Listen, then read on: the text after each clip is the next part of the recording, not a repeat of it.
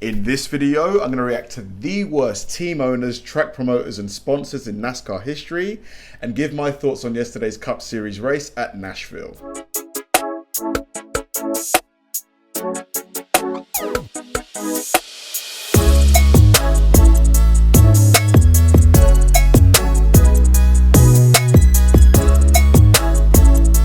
Guys, and welcome to another episode of Kabir Considers. This is the place where I react to music, media, sports, anime, anything related to popular culture.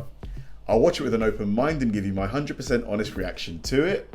And if you could please hit that like button early, I'd really appreciate it. So Kyle Larson has won again. So big congratulations to Kyle Larson for taking the first, I believe it was the first Cup Series race at Nashville yesterday. He took it in dominant fashion. It was his third consecutive points win and his fourth consecutive Cup Series race win in a row. Like, he's just crushing it at the moment. So Kyle led, I think he led around 250 or 260 of the laps yesterday. I believe there was about 300 laps, and he just looked pretty much unchallenged for the majority of the race. I cannot remember any moments of that race where it looked like his position at the top or in front was under threat. Like, this has been pretty much the story for Kyle over the last couple of months. It's clear to me, clear as day, he's got the fastest car on the track,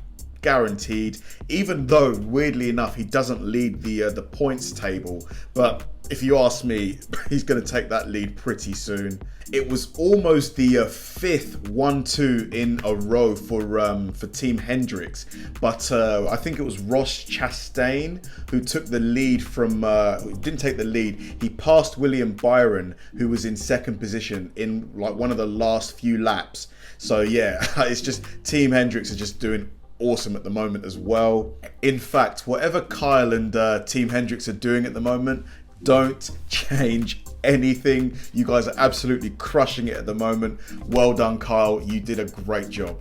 Now, onto the reaction. This is a video by the legendary Slapshoes. For me, he makes some of the best NASCAR related content on YouTube. He really is a great storyteller. You can tell he puts a lot of time and research into his videos, and you can really tell the quality. And in any motorsport, it's just obvious that, there's going to be the good sponsors, the good tracks, the good team owners, and the bad ones. It's inevitable. I don't want to really name names because I don't want to, get in trouble. I don't want to risk that. But in Formula One, we all know, Mercedes, Red Bull, and I suppose to a lesser degree Ferrari are the three best run teams and operators, in the game. They've been dominant for so long, and we all know that the teams that clearly, because they're spending decent amounts of money, but it's just the organization, the innovation just isn't there. So I just wondered, in NASCAR, is it a similar dynamic going on where, it's not just about who spends the most money? It's about the team direction. It's about the people that you put in charge of making key decisions. And this doesn't just, it's not just exclusive to team ownership, but sponsorships as well. You're going to have sponsors who are there for you through thick and thin, who, when you need them, they're there, etc., etc. And you're going to have sponsors who pretty much just want to get you in front of as many cameras as possible to push their brand, almost at the expense of your racing career. So yeah, this is going to be a really informative video. So let's go. This is going to be me reacting to the worst team owners, track promoters, and sponsors in NASCAR history. Let's do it. If you follow Formula One racing in the slightest, you've probably heard of the debacle between Haas F1 and Rich Energy Drink.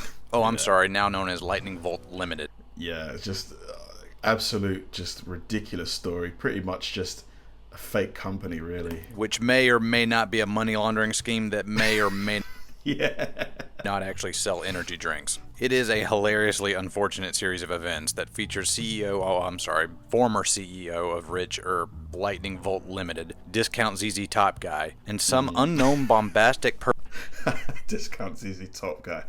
person in charge of their Twitter throwing shade at Haas F1 in every way imaginable. It's hard to follow, confusing, but most importantly, hilarious. But before my fellow NASCAR fans start laughing too hard at the misfortune of this F1 team, I feel like I need to remind you of NASCAR's own past with sketchy sponsors, team owners, and track promoters. Here's a short rundown of just a few of the worst liars, thieves, and lawyers to ever disgrace NASCAR.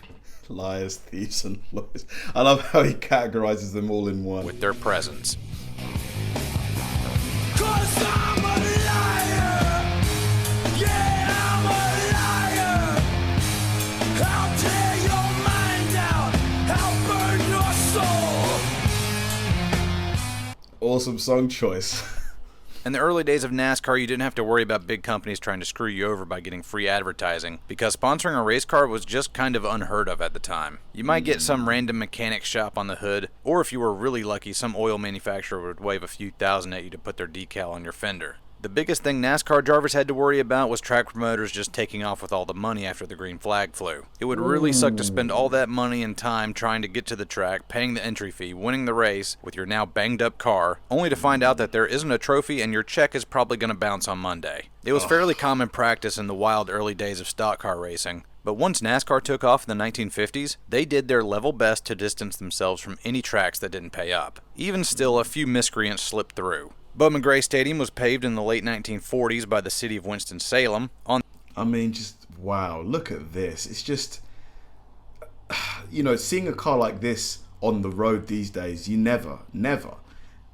But to think that there was once upon a time, where these cars were ubiquitous, they were everywhere. It's crazy, man. On the agreement that the promoter would share a portion of ticket sales revenue with the city. He held a few races, but when it came time to pay up, he skipped town with all the cash, and no one ever heard from him again. While track promoters and owners would avoid tangling with big NASCAR for the big shows, on the weekly racing scene, they were a lot more unscrupulous. There's absolutely no shortage of stories of tracks just shortchanging drivers, and in general being cheapskates and jerks. So let's just focus on one for now. The Blackwell brothers, Tom and Pete, operated my hometown track of Greenville-Pickens Speedway from 1955 until 2003. My grandfather and uncle who raced there would often complain that if it even... Oh, no way. So Slap actually has racing in his family. That's awesome. ...remotely looked like it might rain and scare off fans, they'd cancel the night's races in a heartbeat. And a former boss of mine who grew up in the same neighborhood as the Blackwell brothers told me that they were the biggest hucksters he had ever met. And that former boss of mine now works in management for a Fortune 100 company, so that's saying something. All manner of drivers from the lowest division to the highest have an endless plethora of tales of the brothers' conniving ways. But one story that always stuck out to me was of a contractor they had brought in during the 50s to build a privacy fence around the track property. Now, did you see how hard those guys were racing each other? Just doosh, doosh, doosh. Rare to see that these days, if ever. I can't confirm this story to be true. The Blackwell brothers have since passed away, but I've heard this story so many different times from so many different people over the years, and it changes so little from person to person that it must have at least some kernel of truth to it. So anyway, here we go. Legend has it that the Blackwell brothers hired a contractor to build this fence around the track to keep freeloaders from watching the races for free. Fair enough, but they told the contractor they'd pay him when the job was done. The contractor finished the job, but when it came time to collect, the brothers always had some sort of excuse. Oh, we're out of town right now, we sent it to you in the mail, you didn't get it, oh, our office is closed at the moment, try again later, etc., etc. Well, on one day, the contractor decided he had had enough and took matters into his own hands. He knew where the Blackwell brothers counted the money after the races, so one day after the events, he kicked in the door with 2 guns and said, "I got 2 pistols, one for each This scene is from The Wire. Blackwell brother, and y'all are going to pay me what I'm owed, or you two are going to figure out whether or not these guns are loaded." They let him sift through the money, he took exactly what he was owed, not a penny more, and left. They considered calling the cops, but if the contractor knew where the count room was, then he probably knew where the Blackwell brothers lived, and they figured he could find them before the cops could find him. Why does it have to get there? Why not just pay what you owe? I really, really despise people that do stuff like that. You have someone do a job for you, pay them.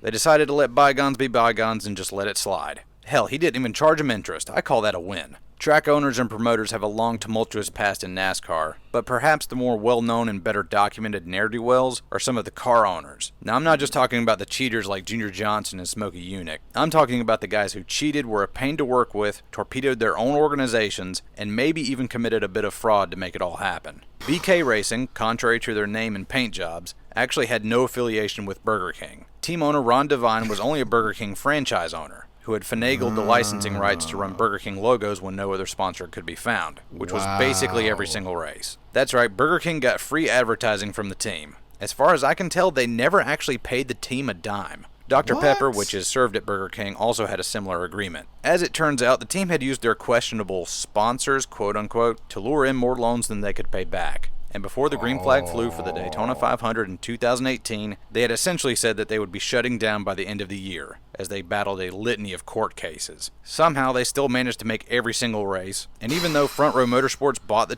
oh man, that was a huge collision, man. Huge. Team in the later half of the season, the team still ran under the BK Racing banner all the way up until the bitter end. Michael Waltrip Racing had a turbulent lifespan, to say the least. They started off by having all three of their cars make the starting grid for the Daytona 500, but then old Mikey's car, the Napa 55, got held up in tech inspection. Officials had found an unknown substance caked on the bottom of the intake manifold. After some testing, a few reports erroneously declared it to be jet fuel, but actually it was a lot closer to rocket fuel. It was an oxidizing agent designed to feed more oxygen into the engine for more horsepower. For his trouble, Michael Waltrip got fined at that time a record-setting $100,000 and was docked 100 points before the season had even started. And crew chief David Hyder and NWR director of competition Bobby Kennedy were physically ejected from the speedway and suspended indefinitely. Man, they got the book thrown at them. The hammer was dropped. Yikes. Michael Waltrip would fail to qualify for the majority of races that year, and his team was abysmal. Domino's jumped ship from the 00 team at season's end, and UPS did the same from the 44. Mikey could always pull some big money together, but a race team? It seemed like it would never happen. But then in 2011 and 2012, they started riffing off wins, and even finished second in the point standings with Clint Boyer. And then, Spingate. Whose idea this was and who actually orchestrated this is a bit murky. But we do know that General Manager Ty Norris and Brian Patty, crew chief for Clint Boyer, both gave their drivers clear and distinct messages to alter the end of the race. Boyer spun himself out on purpose, and Brian Vickers pitted on the restart to give their third driver, Martin Truex, a better shot at making the chase. All three drivers were docked 50 points, Ty Norris was suspended indefinitely, and all three crew chiefs were put on probation until the end of the year. Fined $300,000. Ay, Chihuahua. And Michael Waltrip Racing got bopped for another record-setting $300,000 fine. They even lost a few sponsorship deals because of the affair, and that caused them to lose Martin Truex as a driver, and the whole team closed its doors at the end of the 2015 season. However, Clint Boyer still had 1 year left on his contract through 2016. And the way his contract was written, wherever the team and his sponsor, 5 Hour Energy, went, he went too, as part of a package deal. No. Well, when MWR went belly up, H. Scott Motorsports bought up the team, and Clint had to sacrifice a year of his career driving for a backmarker team that had no idea what it was doing. He could have bought himself out of the contract, but there weren't any rides open at the time. So he stuck it out and took over Tony Stewart's old ride at season's end. Remember, kids, always leave yourself an out in your multi-year contracts, or you might just end up driving for Rick Ware Racing. Yuck. Nobody wants that. Driving for an unscrupulous owner can suck, so you might consider being an owner-driver. Going that route's a lot tougher, but doable. But what if you didn't have the money to do that, didn't have any sponsors willing to back you, and you had no experience even being in a race car? Well, that would put a halt in any normal person's pursuit of speed, but L.W. Wright was no normal guy. Who was L.W. Wright, you might ask? Well, myself, NASCAR, Sterling Marlin, and a few investors would really like to know that too. Black Flags Matter did a whole video on this guy, so I'm going to put a link to that video down below. But here's the gist of it. L.W. Wright convinced the head of Space Age Marketing in Nashville that he was a veteran NASCAR driver looking to start up a big league team, with the help of country music star T.G. Shepherd. Guys that, concoct these stories and actually try and run with them and finagle money out of people based on these stories. These guys are ballsy. Honestly, I wouldn't have anywhere near the courage to do something like that. My heart would be constantly beating. I'd be so paranoid thinking I'm going to get caught, I'm going to get busted. Some people are really built different out there. Applying the sponsorship. His first race was going to be the 1982 Winston 500 at Talladega Superspeedway. The first problem was when Nashville newspapers got wind of this, they reached out to Shepard to ask him what his expectations for the team were, and apparently this was the first time Shepard had ever heard of the whole deal. L.W. Wright saved face by saying that announcing the T.G. Shepard sponsorship had been a bit premature, and that it was still in the works. Wright had secured enough money from Space Age to buy a Chevy Monte Carlo from Sterling Marlin for $20,000. Damn, race cars were cheap back then. Very. And he paid $17,000 up front in cash and wrote a check for the remaining $3,000. Sterling took the deal, but as the week's activities dragged on, he quickly realized that L.W. Wright was not who he said he was. Despite claiming to be a veteran NASCAR driver, he had no documentation to back that up, which wasn't unheard of at the time, but no one could recall ever racing against him in the past either, not in any division. He struggled all week in practice, had a minor wreck in qualifying, and kept asking basic questions that anybody who had raced for as long as he claimed he did should know.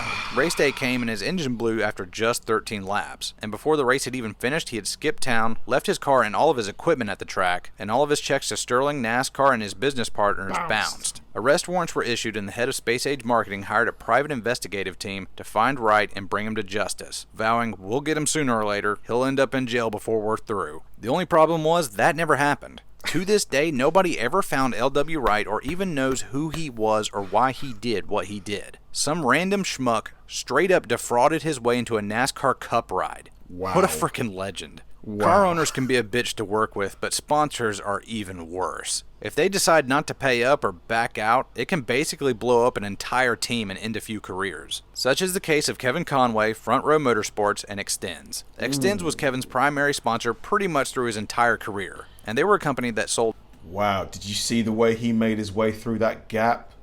That was nice. male enhancement pills. I'll let you use your imagination to determine Hang on, what?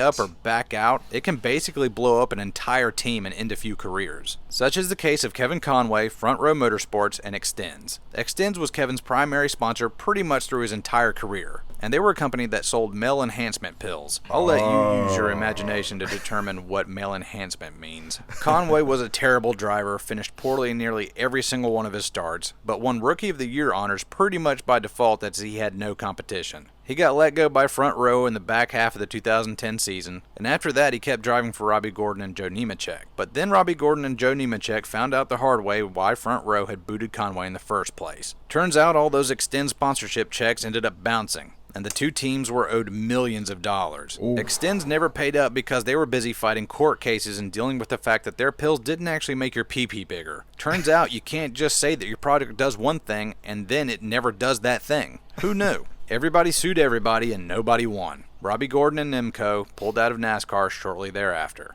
You might think that sponsors killing teams and pulling out of contracts is a relatively new phenomenon, since back in the day they used to just pay up with one big lump sum at the beginning of the year, and nowadays they pay on a month-by-month or even a race-by-race basis. But in 1998, Tabasco proved that even the lump sum approach is rife with problems. You may recall Todd Bodine's...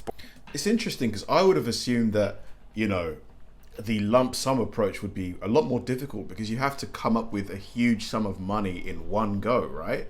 Whereas a month-by-month payment scheme, allows you to account for cash flow issues. You're not having to come up with such vast sums of money. Sporting these awesome paint jobs promoting Tabasco hot sauce to kick off the 1998 season, and people at the time touting that this would be Todd Bodine's breakout year. But oh man, those people were wrong.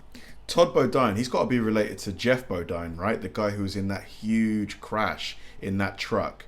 Let me know in the comment section, please. Are they brothers or cousins or something? Maybe father and son? International Sports Management, or ISM, had teamed up with Bodine and Tabasco to create the 35 team, and they were horribly underprepared. They failed to qualify for 4 of the first 6 races, but did manage a front row start and a top 10 finish in Atlanta. Tabasco, however, didn't seem to mind. Instead, they had went all in on using the team as an elaborate marketing scheme. They promoted the hell out of the car, Todd Bodine, and their partnership with Pontiac. Hell, they even had a cookbook made. By mid-June, the car had... NASCAR cooks. Oh, man. That's awesome. A NASCAR cookbook. Only qualified for 5 of the first 13 races, and ISM wanted a change. They were here to race, not to sell hot sauce. They booted Bodine without Tabasco's consent and began hiring a variety of different drivers with mixed results. ISM eventually sold the team in the back half of the season, again without their sponsor's knowledge, to Tyler Jett Motorsports, who had purchased Darrell Waltrip's 17 team. Tim Beverly, now in charge of the 35 and 17 teams, merged the two and hired Darrell Waltrip to drive what was essentially his own car. And the team started doing far better. It helped having DW's championship provisional so that they could actually get into the race. They even made the switch from Pontiac to Chevy, without telling their big sponsor again. And Tabasco was furious. Eventually, Tabasco got the team to switch back to Pontiacs, which were horrendous. Gosh, Tabasco, man. They're just... Stay in your lane. You guys make hot sauce. Make hot sauce. Leave the management of the team to the people who know what they're doing.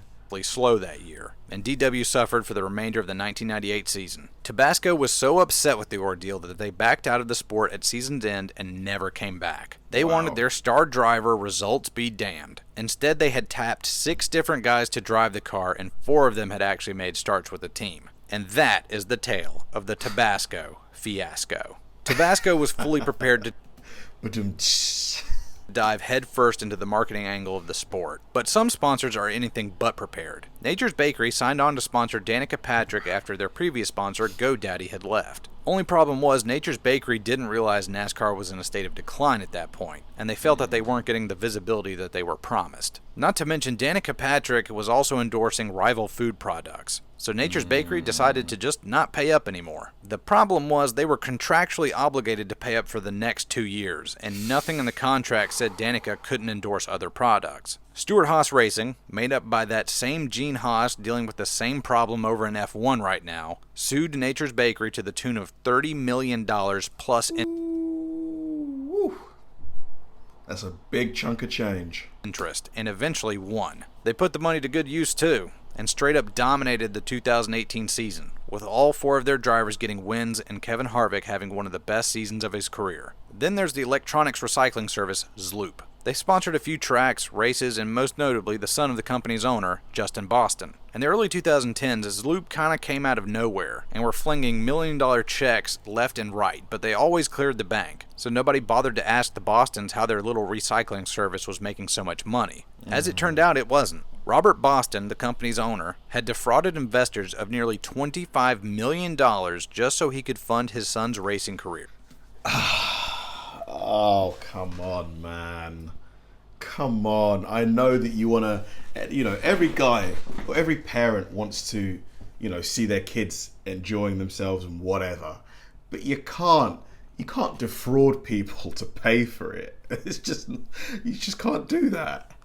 Spending upwards of $5 million a year just to get him rides with Kyle Busch Motorsports, Joe Gibbs Racing, and Venturini Motorsports, in everything from ARCA to trucks to Xfinity races. In court proceedings, it was revealed that Zloop was spending more in marketing alone than they had brought in total revenue. I'm no business expert, but that does not sound sustainable to me. Robert Boston faced criminal charges, was convicted in 2018, and was sentenced to 10 years in prison. But still, the question remains, was he the worst dad ever, or the best dad ever? I mean, he did get his son some quality rides. But the absolute king of shady modern-day sponsors has to be DC Solar. Not only did they roll up onto the scene out of nowhere, start spending millions in the sport, and sponsored entire race teams and tracks, but when the chickens finally came home to roost, they ended up sidelining a driver's entire career, defrauded Warren Buffett of hundreds of millions of dollars, and ran a fraud scheme that was fueled by new investors and federal tax loopholes. DC Solar manufactured, sold, and leased solar-powered electric generators and began sponsoring Chip Ganassi Racing and a few other teams in 2016. And by 2018, they were pretty much the exclusive sponsor of their Xfinity program. Ross Chastain had won for the team in a storybook scenario that put the humble watermelon farmer straight to the top of nearly every NASCAR fan's favorite list. Things looked good, and there were really no signs of any trouble until one night just before Christmas in 2018, the FBI raided the home of Jeff Karpoff, the owner of DC Solar, and the company filed for Chapter 11 bankruptcy shortly thereafter.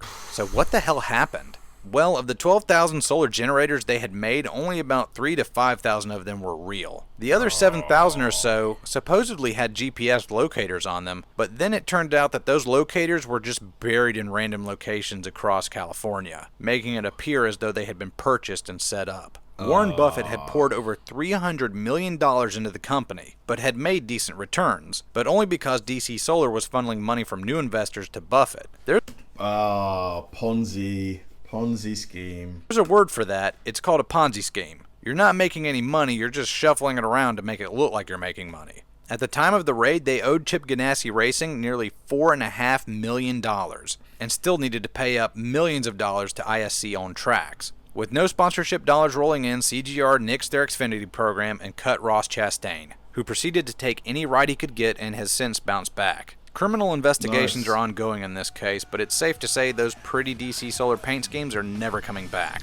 So there it is, a relatively short rundown of some of the worst fraudulent businessmen, hucksters, and schemers to ever show up in NASCAR. They've been here a while and they'll keep popping up, and with teams so strapped for cash these days, we can pretty much guarantee that NASCAR will be a good breeding ground for these types for decades to come. Anyway, I'm Slapshoes, and I'm sorry you had to watch this. Take it easy.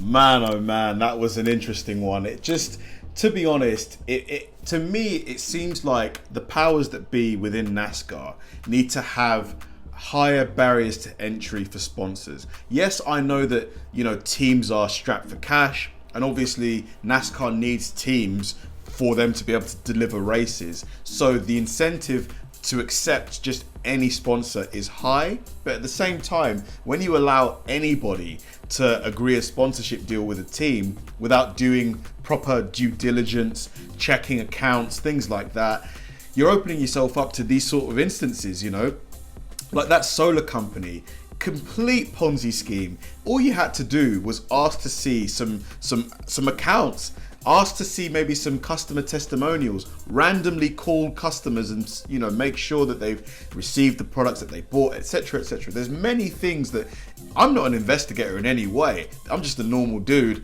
Like, there's probably billions of ways you could have verified that that company was legit. Really awesome video from Slap once again. This guy does not miss. Really, really great. That was a lot of fun to watch. Thanks for watching, guys. If you enjoyed this video, please like, subscribe, turn on bell notifications, and keep throwing the recommendations my way. I know I say it all the time, but they genuinely help me out, because if I know you enjoyed watching something, I'll definitely enjoy reacting to it. So like, subscribe, turn on bell notifications, keep throwing the recommendations, and I'll catch you in the next one.